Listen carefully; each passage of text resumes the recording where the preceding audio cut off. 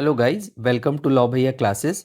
आज का जो हमारा टॉपिक है वो है article 6 of constitution of India.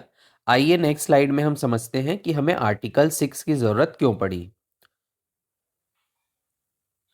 The great migration, जैसे कि हम जानते हैं कि जब भारत आज़ाद हुआ 1947 में, उसके साथ ही इंडिया का पार्टीशन हुआ। इंडिया और पाकिस्तान दो नए देश बने।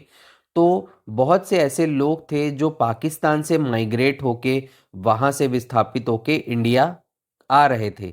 तो उन लोगों की सिटीजनशिप को डिसाइड करने के लिए एक लीगल मैकेनिज़्म की ज़रूरत थी कॉन्स्टिट्यूशन में।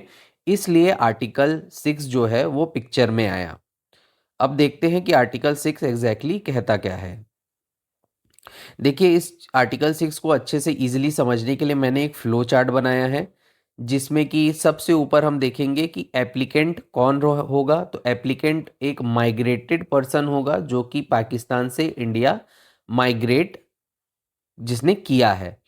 अब सबसे पहली जो चीज़ जो आती है वो क्लॉज ए है आर्टिकल 6 का। इसमें जो पहली कंडीशन है, जो माइग्रेटेड पर्सन है वो खुद या उसका पेरेंट या उसके ग्रैंड पेरेंट वो अनडिवाइडेड इंडिया में, अनडिवाइडेड इंडिया मतलब कि प्री पार्टीशन इंडिया में बॉर्न होने चाहिए।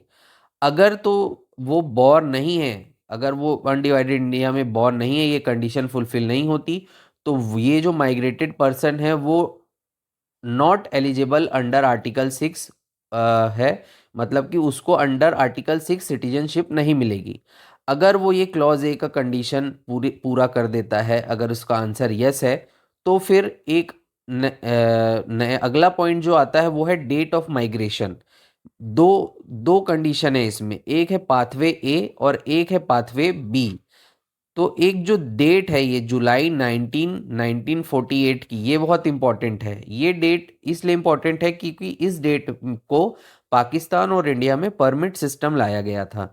तो अगर तो वो पर्सन जो है माइग्रेटेड पर्सन वो जुलाई 1948 के पहले इंडिया में आ गया है माइग्रेट होके, तो जब जिस भी तारीख से वो इंडिया में आया है वो इंडिया का एक ऑर्डिनरी रेजिडेंट के रूप में इंडिया में रह रहा है, तो उसको एक सिटीजन ऑफ इंडिया माना जाएगा। लेकिन अब पाथवे बी है, अगर वो ऑन और आफ्टर जुलाई 1948 को इंडिया में आया है, मतलब इस डेट को या इस डेट के बाद इंडिया में आया है, तो उसको पहले एक एप्लीकेशन फाइल करना पड़ेगा सिटीजनशिप पाने के लिए रजिस्टर्ड ऑफिसर के पास। लेकिन उस एप्लीकेशन को करने से पहले एक कंडीशन और है कि उसके 6 मंथ के पीरियड के लिए, उस एप्लीकेशन को जिस डेट को वो करेगा उससे पहले वो एटलीस्ट 6 मंथ की पीरियड के लिए इंडिया में एज अ रेसिडेंट वो रहा हो।